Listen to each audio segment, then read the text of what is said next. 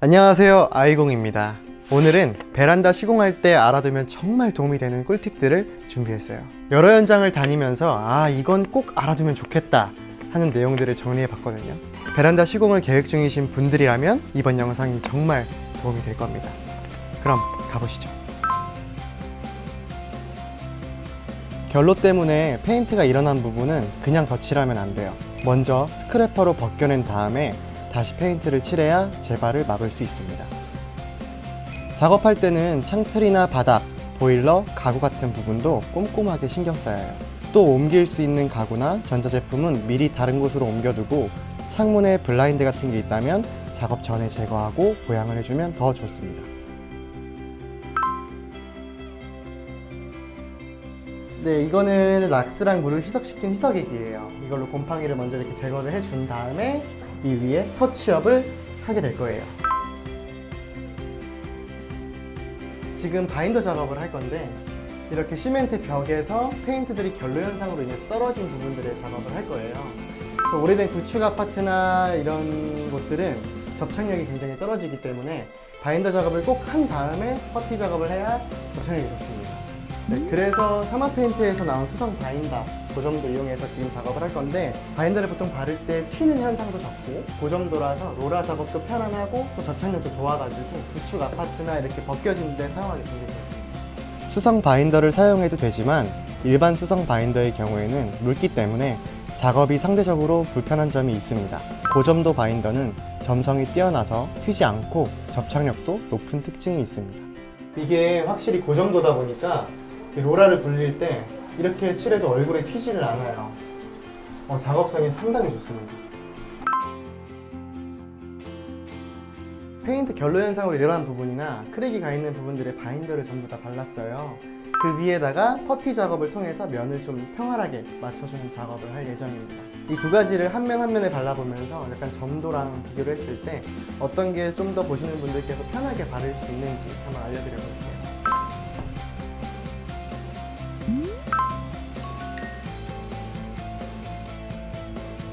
이런 퍼티판이 필요한데 만약에 이게 없다고 하시면 고무헤라 사이즈가 다른 거, 크고 작은 것들 두 개를 준비하셔서 이걸 퍼티판 대용으로 이렇게 쓰셔도 돼요. 쇠헤라랑 고무헤라랑 두 가지가 있어요. 평평한 면에 할 때는 쇠헤라를 써야 되고, 이런 시멘트 벽이나 울퉁불퉁한 면에 할 때는 고무헤라를 사용하셔야 돼요. 면적이 좁은 면을 바를 때는 한번 돌려서 퍼티를 조금만 이렇게 가운데만 묻힐 수도 있거든요. 이런 작은 구멍을 메꾸기에 좋습니다. 이렇게 하면. 그리고 넓은 면을 할 때는 퍼티를 좀 펼쳐준 다음에 헤라 면적에 다 묻게 이렇게 떠주시면 돼요. 헤라를 너무 이렇게 세워서 바르게 되면은 보이시는 것처럼 퍼티 살이 전부 다 깎이게 돼요. 그렇게 되면 여기에 있는 이 크랙이 감춰지지가 않잖아요. 그래서 퍼티를 바를 때 적당량을 걸어서 살짝 눕혀서 힘을 빼고 눌러주면서 발라주면 그 크랙들에 살이 채워집니다.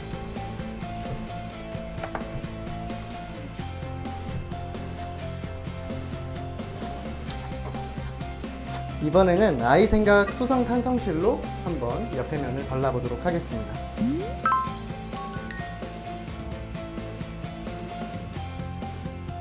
되게 부드러워 보이고 발림성이 굉장히 좋을 것 같은데 한번 해볼게요.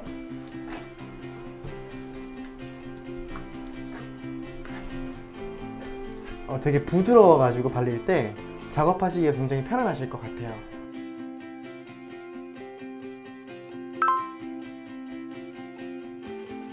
균열이나 이런 틈 같은데 기존에 찢어진 부분이나 들뜬 부분들 제거하고 한번 쏴볼게요. 지금 이 우레탄 실리콘 같은 경우에는 앞이랑 뒤가 다 막혀 있어요. 그래서 같이 주는 이 실리콘 입구 붓질을 앞에다 끼워서 뚫어주고, 뒤에는 마케라나 칼 같은 거를 이용해서 이렇게 빼주면 됩니다. 물론 이게 상황에 따라서 다르겠지만 그냥 쓰는 경우도 있기는 해요. 근데 이렇게 막혀있는 거는 앞에를 조금만 따서 쓰거나, 아니면 상황에 맞게 실리콘 양이 좀 많이 들어간다 뭐 약간 그러면 넓게 따주고, 저는 한 이 정도로 이렇게 45도 사선으로 이렇게 잘라주셔야 실리콘이 눌리면서 잘 쏴져요. 그렇게 해서 여기에다 돌려서 체결을 해주신 다음에 뾰족한 부분이 위를 향하게 이렇게 하면 준비가 끝나요. 이렇게 너무 눕혀서 쏘시면 실리콘들이 붙지를 않아요. 그래서 꼭 90도, 180도, 45도 이 상태에서 쏴주셔야 충신이 되면서 실리콘이 쏴집니다. 실리콘만 쏘면 빈 곳이 생길 수 있기 때문에 헤라로 마무리 작업을 해주는 것이 좋습니다. 이런 식으로 구멍에다가 실리콘을 채워주시면 돼요. 그리고 보양을 해놨으니까 보양지에다 헤라를 한번 묻혀주고 물티슈에다가 헤라를 이렇게 닦아주면 헤라를 깔끔하게 쓸 수 있거든요. 이게 헤라에 실리콘들이 많이 묻게 되면 나중에 깔끔하게 마감이 되지가 않아요.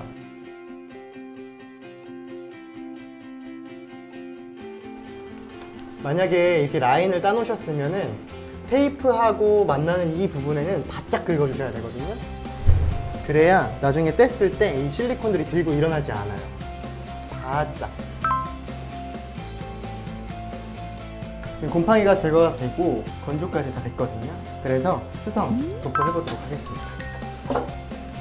이제 바를 때 유의점은 테이프를 붙여놓은데 안에 스며들지 않게 해줘야 되는데 붓에 페인트가 굉장히 많이 묻어있는 상태로 바로 가게 되면 스며들 수가 있어요.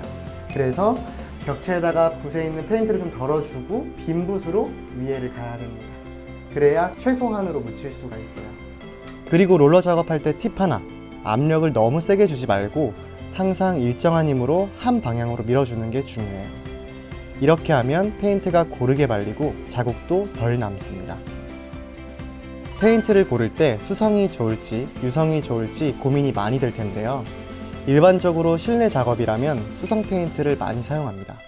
냄새가 적고 친환경 인증 제품도 많거든요. 대신 내오염성, 그러니까 오염에 얼마나 강한지도 꼭 확인해야 합니다. 벽에 손자국이나 얼룩이 자주 생기는 공간이라면 내오염성이 좋은 제품을 선택하는 게 좋아요. 다음은 도구 선택인데요. 실내 벽면은 롤러로 칠하는 게 가장 효율적이에요. 다만 모서리나 틈새 같은 세밀한 부분은 붓으로 마무리해주는 게 깔끔합니다. 네, 오늘은 여러분들께 도움이 될 만한 팁들을 알려드렸는데요. 다음에도 여러분들께 도움이 될 만한 팁들 가지고 찾아뵙도록 하겠습니다. 감사합니다.